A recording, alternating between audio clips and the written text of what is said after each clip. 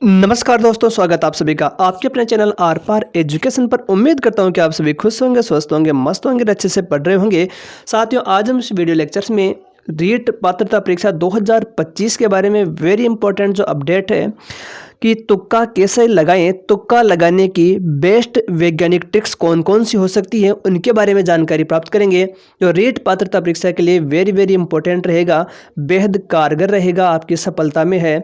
इसकी बहुत अधिक बड़ी भूमिका रहने वाली है, क्योंकि रीट पात्रता परीक्षा में नेगेटिव मार्किंग है। ऋणात्मक अंकन का प्रावधान न होने के कारण से आप खुल करके बैटिंग कर सकते हो, चौके छक्के लगा सकते हो। फ्री हिट आपको बहुत सारी मिलने वाली है इसमें, और फ्री हिट का भरपूर प्रयोग करते हुए उसे बाउंड्री के पार आपको पहुंचाना है। तो रीट पात्रता परीक्षा में है नेगेटिव मार्किंग न होने के कारण से जिन क्वेश्चन का आंसर आपको नहीं आ रहा है, तो हम उसको सही करने की ट्रिक्स आपके सामने प्रस्तुत करने जा रहे हैं। जिन ट्रिक्स का प्रयोग करके आप उनके आंसर है सही करके आ सकते हो, और तुक्का लगा करके आप आसानी से रीट पात्रता परीक्षा पास कर सकते हो। तो आइए शुरुआत करते हैं आज के इस वीडियो लेक्चर्स की कि रीट पात्रता परीक्षा में है तुक्के किस प्रकार से लगाए जा सकते हैं। तो सबसे पहले है आत्मविश्वास, सेल्फ कॉन्फिडेंस आपको होना चाहिए। तो आत्मविश्वास है एग्जाम हॉल में बनाए रखिए। कॉमन सेंस प्रत्येक प्रश्न में महत्वपूर्ण है, कॉमन सेंस का प्रयोग करना है। आत्मविश्वास लगातार बनाए रखना है। प्रत्येक प्रश्न को 2 बार, कम से कम 2 बार पढ़ें। दूसरी बात, जो प्रश्न सरल लगता है उसको 3 बार पढ़ें। जो प्रश्न आपको सरल लग रहा है, काफ़ी इजी लग रहा होता है, उसको कम से कम 3 बार आपको पढ़ना है, क्योंकि जो प्रश्न आपको सरल लग रहा है उसके गलत होने की संभावना भी सर्वाधिक होती है। उसको आप गलत करके आ जाते हो, और एग्ज़ाम हॉल से बाहर निकलने के बाद आपको पछतावा होता है कि ये तो बहुत ईजी क्वेश्चन था जो हमसे गलत हो गया। तो जो क्वेश्चन है आपको पहली बार देखते ही काफ़ी इजी लग रहा है साथियों, तो उसको कम से कम 3 बार आपको रीडिंग करनी है, 3 बार उसको पढ़ना है। तब जा कर के आपको है आसानी से वह समझ में आएगा उसकी लैंग्वेज क्या है, क्या कहना चाह रहा है वह क्वेश्चन आपसे। तो साथियों, शुरुआत करते हैं टप्पा नंबर 1। तो तुक्का नंबर 1 है कि तुक्का हम किस प्रकार से लगाएं। ऑप्शन में दोनों आए वह भी उत्तर होता है, कि वह ऑप्शन कोई भी क्वेश्चन है जिसके ऑप्शन में आपको दोनों शब्द दिखाई दे, वह भी क्या है, आंसर होता है। उसके आंसर होने की संभावना भी बनी रहती है। कोई भी क्वेश्चन मान लीजिए, उदाहरण के लिए है एक क्वेश्चन हम ले लेते हैं, ललित विग्रहराज के रचयिता सोमदेव किस चौहान शासक के दरबार में था। क्वेश्चन आ गया मान लीजिए एग्जाम में आपके, ललित विग्रहराज के रचयिता सोमदेव किस चौहान शासक के दरबार में था। ऑप्शन नंबर 1 है विग्रहराज चतुर्थ, और कोष्टक में आ गया बिसलदेव।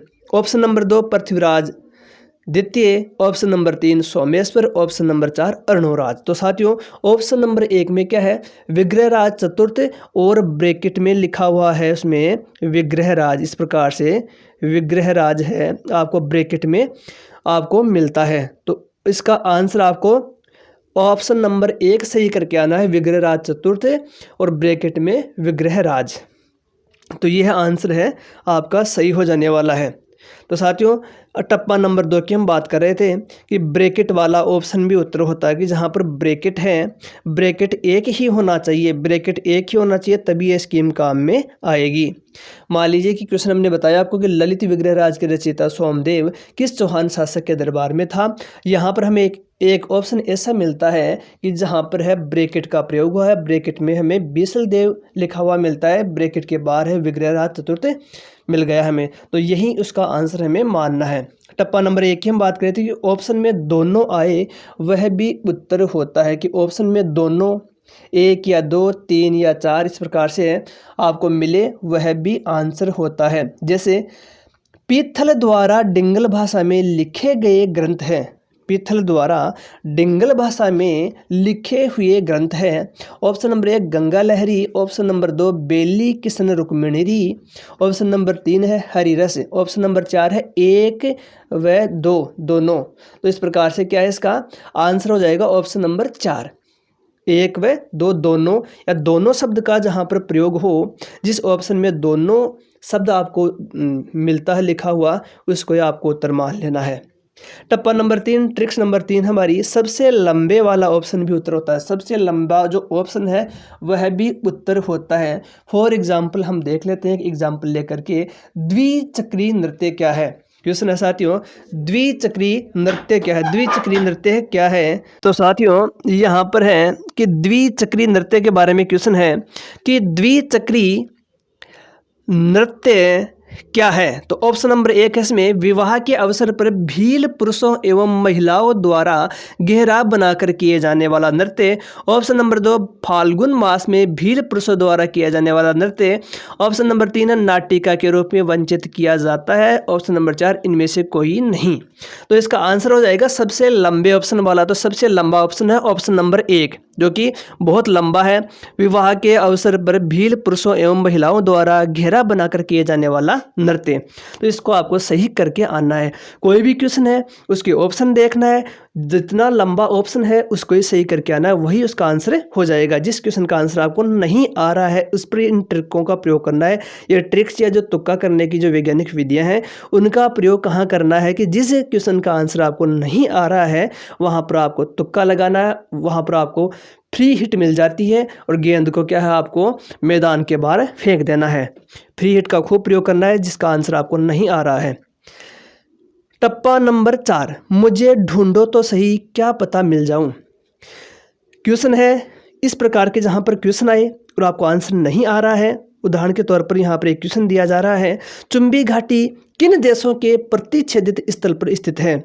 मुझे ढूंढो तो सही क्या पता मिल जाऊं, जिसका आंसर बिल्कुल भी आपको नहीं आ रहा है और इस प्रकार का है, वहां पर आपको ऑप्शन दिखाई दे तो इनमें से आपको क्या है, जहां पर जिस ऑप्शन की बारंबारता अधिक होती है, जैसे मान लीजिए इस लाइन में हमें देखने पर भारत 1 बार 2 बार यहाँ पर भारत प्राप्त हो रहा है सर्वाधिक बार, तो यहाँ पर है भारत हमें अलग से छांट लेंगे। इसमें इस लाइन में ढूंढेंगे हमें तो भूटान हमें 3 बार प्राप्त हो रहा है, तो यहाँ पर हम भूटान को अलग से रख लेंगे। इस लाइन में देखने पर तिब्बत 1 2, यहाँ पर तिब्बत 2 बार प्राप्त हो रहा है तो तिब्बत यहाँ पर लिख लेंगे। जिस लाइन में हमें भारत भूटान व तिब्बत प्राप्त होता है वही आंसर होगा। तो ऑप्शन नंबर 1 में देखिए भारत भूटान तिब्बत हमें प्राप्त हुआ, तो ऑप्शन नंबर 1 सही आंसर हो जाएगा। भारत भूटान व तिब्बत के प्रतिच्छेदित स्थल के ऊपर है चुंबी घाटी स्थित है। चुंबी घाटी है जहाँ पर भारत भी भूटान भी तिब्बत की सीमाएं हैं आकर के मिलती है, उसे चुंबी घाटी कहा जाता है। नेक्स्ट है साथियों, उपयुक्त सभी वाला ऑप्शन 60% सही होने की संभावना होती है, 40% गलत होने की संभावना होती है। तो कह सकते हैं कि जहाँ पर जिस क्वेश्चन के ऑप्शन में उपयुक्त सभी आपको लिखा हुआ मिलता है उसको आपको क्या है सही करके आना, उसको सही मान लेना है। जहाँ पर उपयुक्त सभी आपको मिलता है उसको आपको क्या है सही मानना है। फॉर एग्जाम्पल, एक एग्जाम्पल के तौर पर समझेंगे इसको, चेन्नई को दक्षिण पश्चिमी मानसून से अन्य स्थानों की अपेक्षा कम वर्षा मिलती है, क्यों।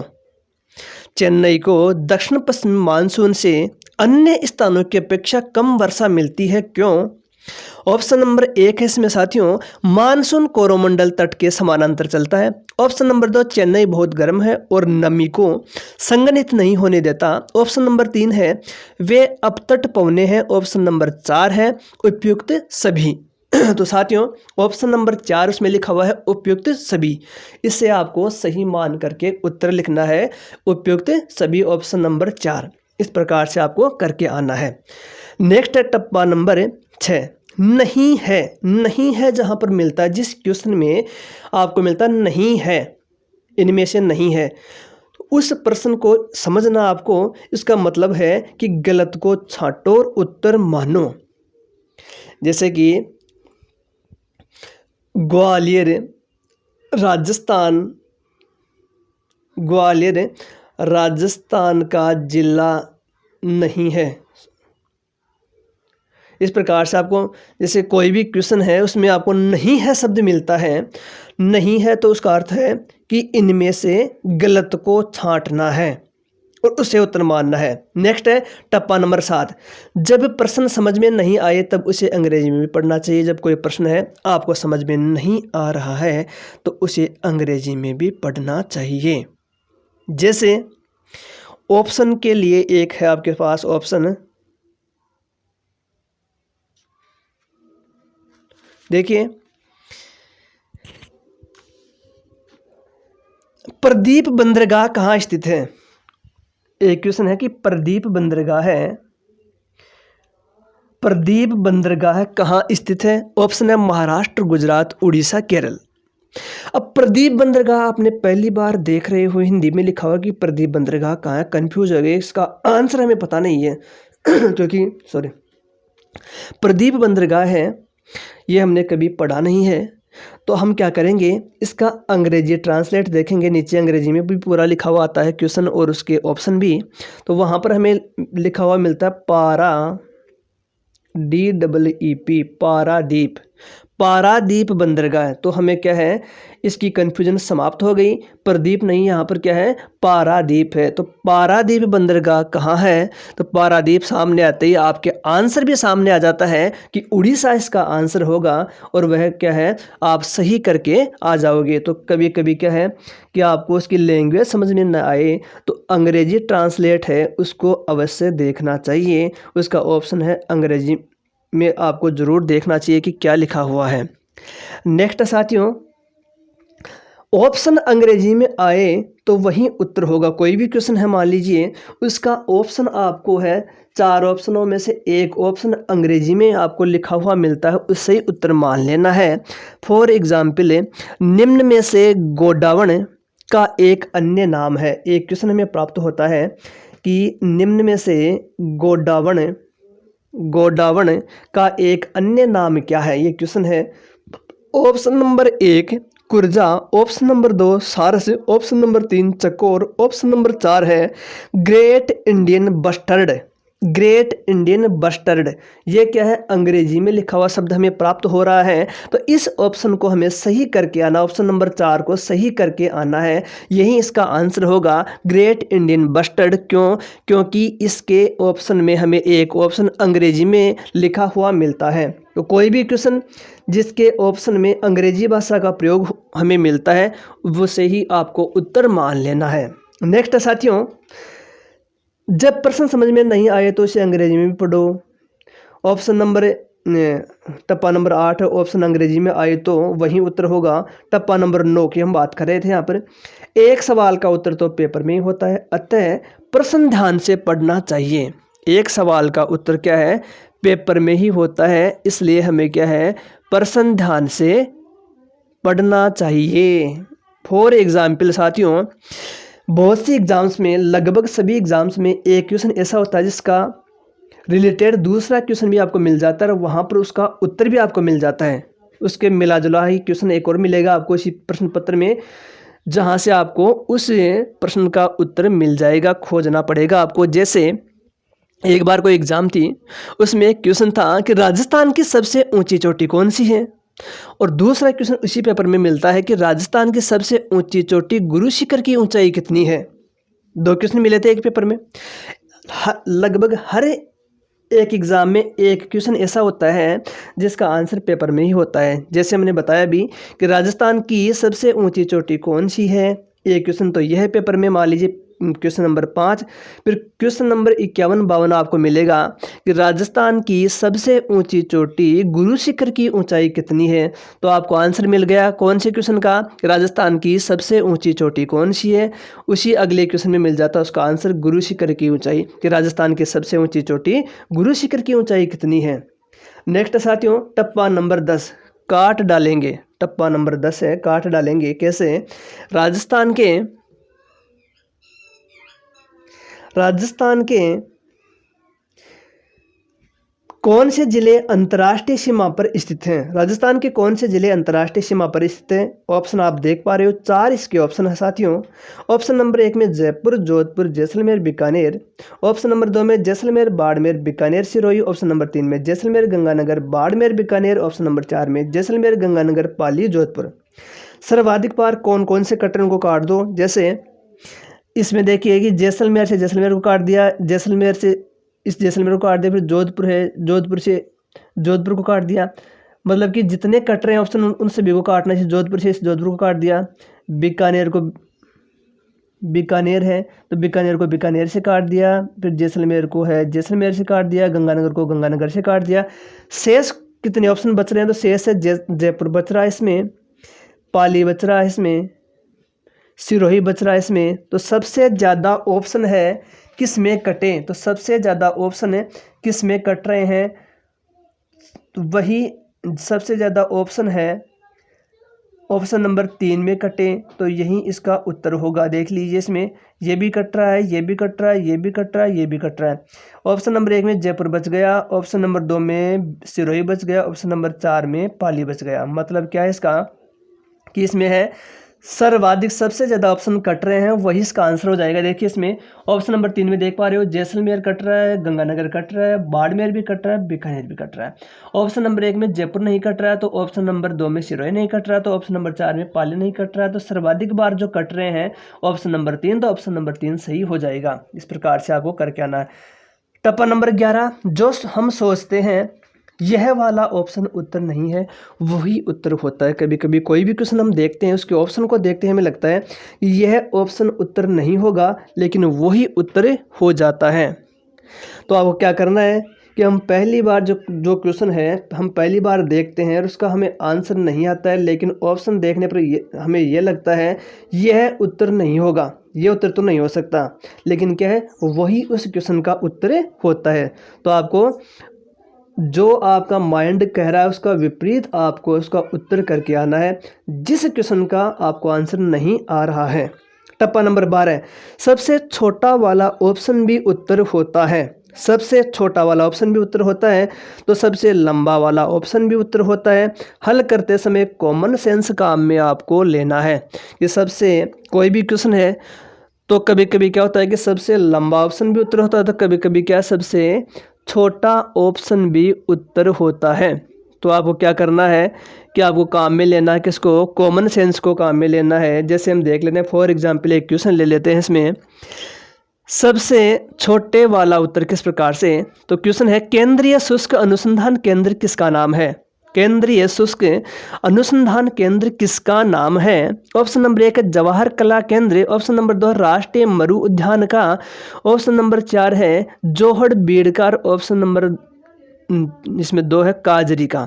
तो काजरी हो गया इसका आंसर। तो सबसे छोटा होता है ना ऑप्शन, वो भी कभी कभी उत्तर होता है, कभी कभी क्या है कि सबसे लंबा ऑप्शन होता है वो भी उत्तर होता है। यहाँ पर आपको कॉमन सेंस काम में लेकर के उसको हल करना है। नेक्स्ट है साथियों टप्पा नंबर 13, ऑप्शन में डैश उत्तर हो या ओब्लिक में आए, एम और आ जाए, तो ये सब ऑप्शन उत्तर होंगे।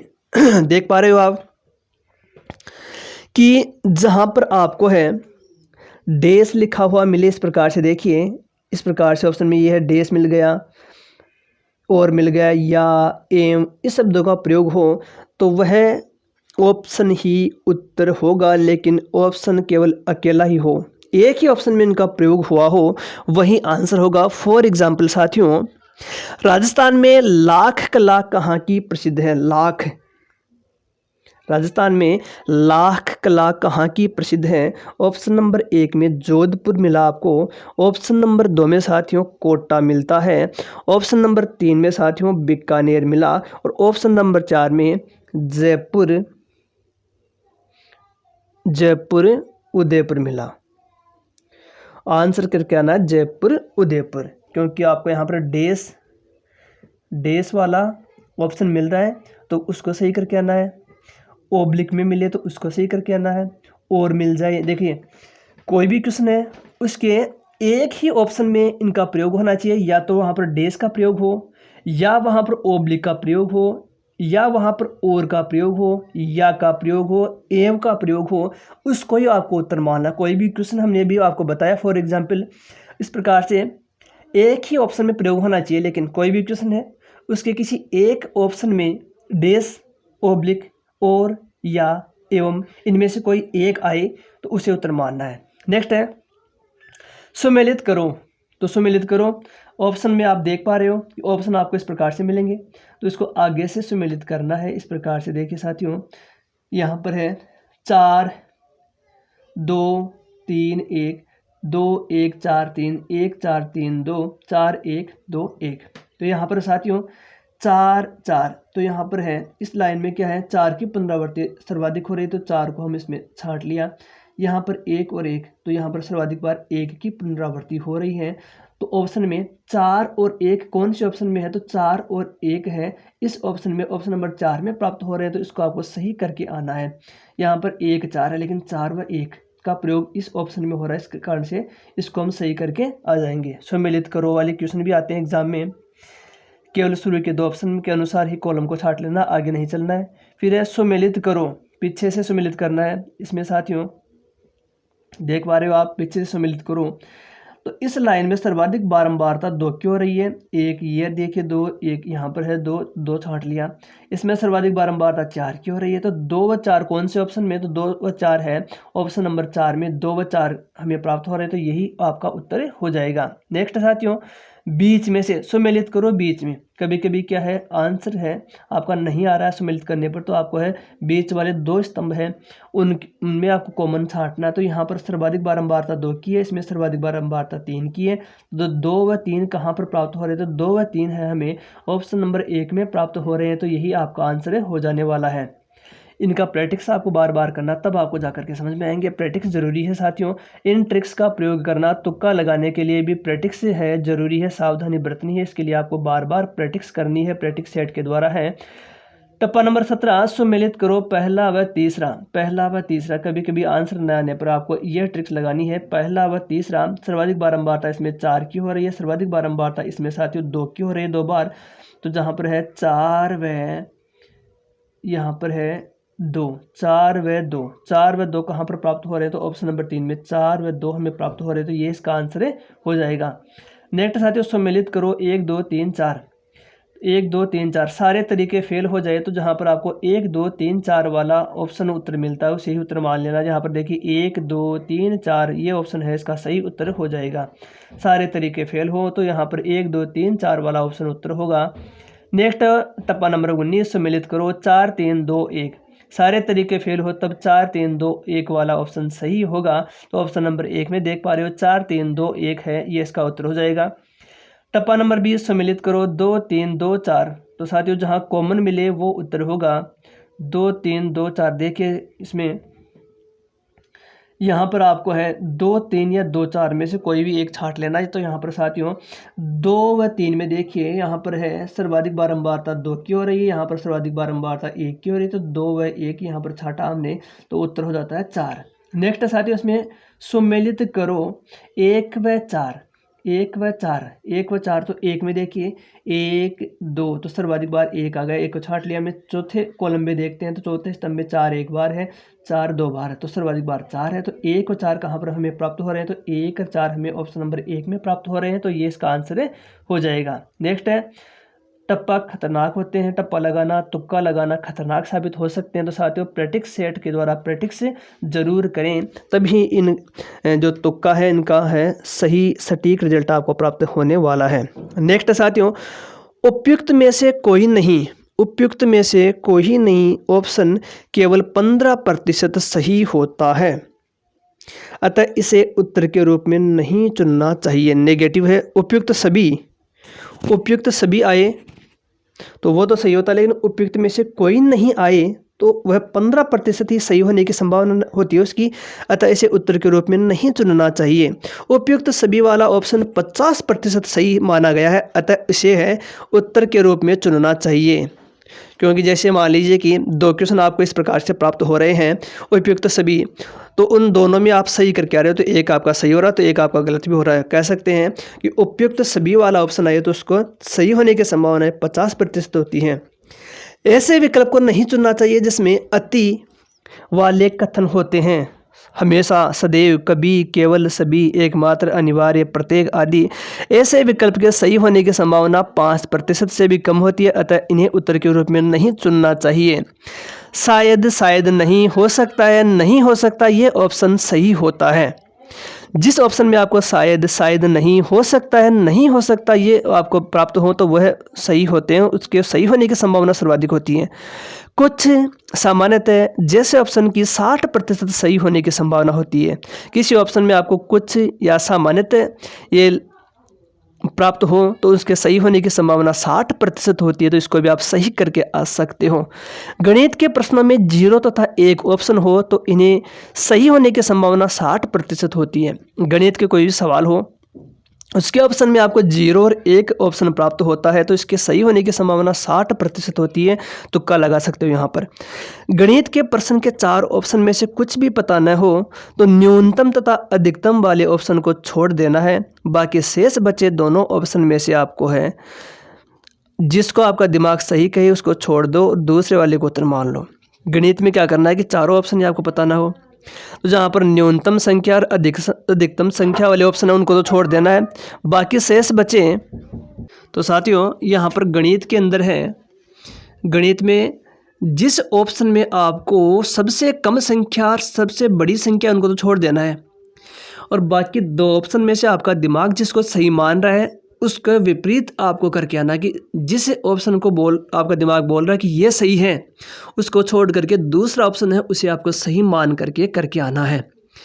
न्यूनतम तथा अधिकतम वाले ऑप्शन के सही होने की संभावना मात्र 25% होती है। मान लीजिए कोई भी क्वेश्चन है उसके ऑप्शन है उसमें से, जैसे मान लीजिए कि 1 है और सर्वाधिक में है, जैसे मान लीजिए 125 है, और बीच की संख्या जैसे मान लीजिए 15 है 25 है, तो जो सर्वाधिक वाले न्यूनतम 1 है उसको और जो सर्वाधिक है उन दोनों को छोड़ करके 2 ऑप्शन आपके पास शेष बच रहे हैं, उसमें आपका दिमाग जिसको सही मान रहा है उसको छोड़ करके दूसरा ऑप्शन है उसको आपको सही मानना है।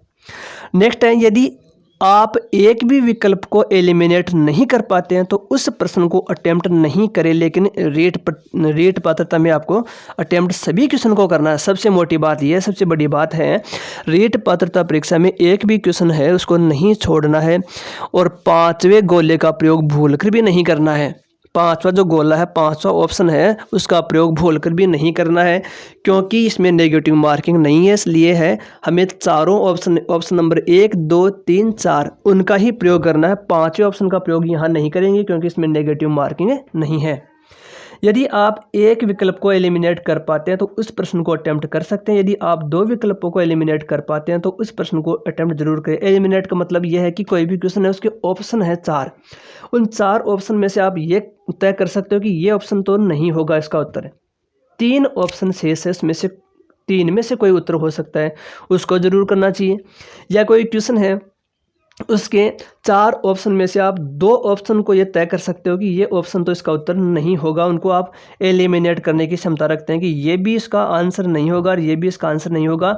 इन दोनों में से ए व सी में से या फिर ए या बी कोई भी 2 शेष हैं, उनमें से इनमें से आप मानते हो कि इनमें से ही उत्तर होगा तो उनको जरूर करके आना चाहिए। लेकिन रीट पात्रता परीक्षा में है, यदि आपको चारों विकल्पों का पता नहीं है फिर भी आपको आंसर करके आना, तुक्का लगा करके छोड़ना बिल्कुल भी नहीं है।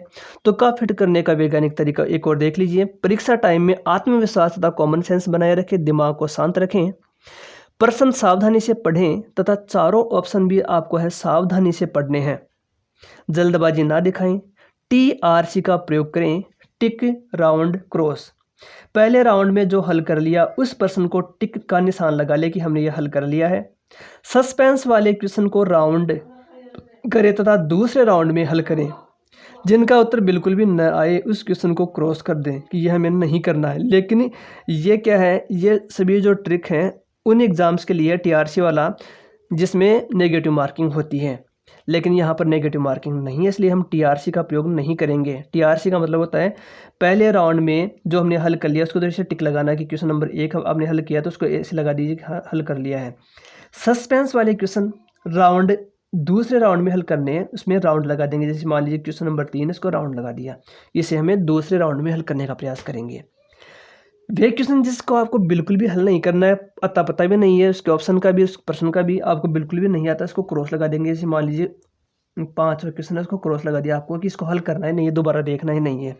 ये कब करना है, जब उसमें नेगेटिव मार्किंग हो। लेकिन क्या है, रीट पात्रता परीक्षा में नेगेटिव मार्किंग नहीं है, इस कारण से हमें सभी क्वेश्चन के आंसर करके आने हैं और उसमें 5वें गोले का प्रयोग भी नहीं करना है।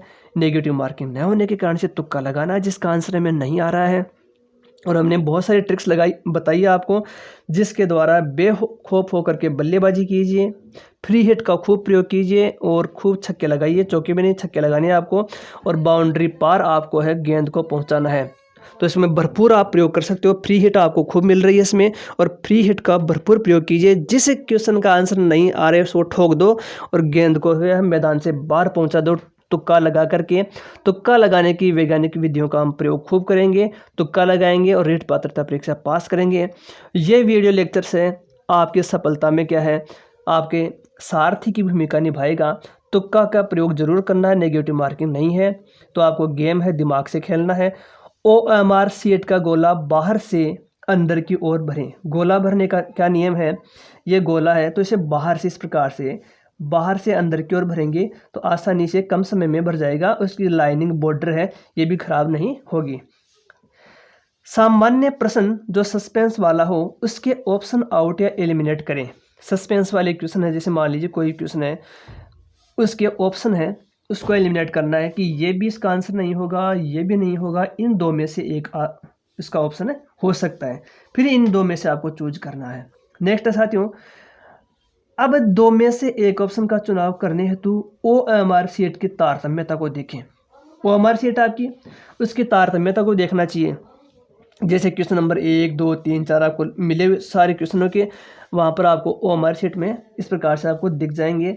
आपने इसे आप हल करते हो तो इस प्रकार से उसकी तारतम्यता मिलती है आपको, इस प्रकार से बनी हुई, कभी कभी ऐसे, फिर कभी ऐसे, फिर कभी ऐसे सीधी, इस प्रकार से। तो उसके अकॉर्डिंग ही आपको है उसका हल करना है क्वेश्चन को। जैसे मान लीजिए कि आपको क्वेश्चन नंबर 2 नहीं आ रहा है, लेकिन इसकी है इस प्रकार से सीक्वेंस बन रही है, तो आपको क्या है इसमें उसके अनुसार है इसको ऑप्शन आपको चुनाव कर लेना है। तो जिस प्रकार से आपको आकृति बनती हुई दिखाई दे रही है हमारे सेट में, उसके अकॉर्डिंग है आपको है ऑप्शन का चुनाव करना चाहिए। कभी कभी जब आपको आंसर न आ रहा हो। सुमेलित करने वाले प्रश्न स्तंभ 1, स्तंभ 2। जब चारों ऑप्शन का ही पता न हो तब सीधी या विपरीत सीरीज का प्रयोग करें। ABCD DCBA हमने भी ट्रिक्स सारी बताई है। सही नहीं है वाले प्रश्न को हल करने का तरीका, मतलब गलत बात क्या है उसे उत्तर मान लो, मतलब गलत है उसे छांट लो, वही उत्तर होगा। सही नहीं है, जिस किस्म में सही नहीं है का प्रयोग होता है उसका मतलब ये होता है कि गलत कौन सा है इस ऑप्शन में, उसे छांटना है, वो उसे उत्तर मानना है। कथन कारण वाले प्रश्न हल करते समय कथन के आगे क्योंकि लगाकर उस प्रश्न को हल करें, आपको आसानी होगी उसका आंसर ढूंढने में। कथन और कारण में क्योंकि लगा करके प्रश्न को हल करना है साथियों। कभी कभी सबसे बड़ी लाइन वाला ऑप्शन तथा कभी कभी सबसे छोटी लाइन वाला ऑप्शन भी उत्तर हो सकता है, जिसका प्रयोग हमने आपको सिखा दिया है पिछले ट्रिक्स में। प्रश्न के ऑप्शन में ब्रैकेट वाला ऑप्शन उत्तर हो सकता है, ये भी हमने आपको समझा दिया है। युग्म वाला ऑप्शन भी उत्तर हो सकता है, हमने इसकी भी बात कर ली है। ए व ब व से दोनों। उपयुक्त सभी वाला ऑप्शन भी उत्तर हो सकता है, इसका भी चुनाव कर सकते हैं। उपयुक्त सभी। OMR सीट सावधानी से भरें, सही दिशा में की गई मेहनत का कोई ऑप्शन नहीं होता है साथियों। तो ये वीडियो लेक्चर्स आपके लिए था साथियों कि इसका प्रयोग करके हम किस प्रकार से तुक्का का प्रयोग करके आसानी से रेट पात्रता परीक्षा पास कर सकते हैं। तो साथियों ये वीडियो लेक्चर यदि आपको अच्छा लगा तो इस वीडियो को लाइक, कमेंट और अपने सभी दोस्तों में शेयर कीजिए ताकि सभी इसका लाभ उठा सकें। तो साथियों इसमें है आपको तुक्का का भरपूर प्रयोग करना है। जिस क्वेश्चन का आंसर नहीं आ रहा उसको छोड़ना नहीं है, खाली नहीं छोड़ना है। किसी भी गोले को 5वां गोला किसी में नहीं भरना है। ऑप्शन नंबर 1, 2, 3, 4 में से चुनाव करना है और एक भी क्वेश्चन नहीं छोड़ना है। जिस क्वेश्चन का आंसर नहीं आ रहा है तो तुक्का का प्रयोग करना है। हमने तुक्के मारना आपको सिखा दिया है। तुक्का फिट किस प्रकार से करें, तुक्का या टप्पा किस प्रकार से लगाएं। रेट पात्रता परीक्षा में नेगेटिव मार्किंग नहीं है, इसलिए अधिकतम तुक्का का प्रयोग कर सकते हो। आप आराम से रिस्क ले सकते हो, आपको फ्री हिट मिल जाती है। जहाँ पर जिस क्वेश्चन का आंसर आपको नहीं आ रहा है फ्री हिट है, वहाँ पर आप छक्के मारिए, मैदान के बाहर पहुँचा दीजिए गेंद को। खूब प्रयोग कीजिए तुक्कों का। जहाँ पर आपको आंसर नहीं आ रहा है फ्री हिट है, वहाँ पर आप आसानी से खेल सकते हो, चौके छक्के लगा सकते हो। छक्के लगाने में मैदान से बाहर पहुँचा देना है उस गेंद को। तो साथियों ये वीडियो लेक्चर से आपकी खूब मदद करेगा, खूब सहायता करेगा। तो एक बार समझ में नहीं आए तो दोबारा आप इसको आसानी से देख सकते हो। और यदि वीडियो लेक्चर आपको अच्छा लगता है तो इसे अपने दोस्तों में शेयर अवश्य करेंगे। पहली बार चैनल पर विजिट कर रहे हो तो चैनल को क्या है सब्सक्राइब अवश्य कर लेना साथियों। तुक्का लगाने की वैज्ञानिक विधियों का हमने प्रयोग किया है। रेट पात्रता परीक्षा के निःशुल्क जो नोट्स लगभग 1000 प्लस अभ्यर्थियों को अब तक पहुंचा चुके हैं हम आर पार एजुकेशन के द्वारा।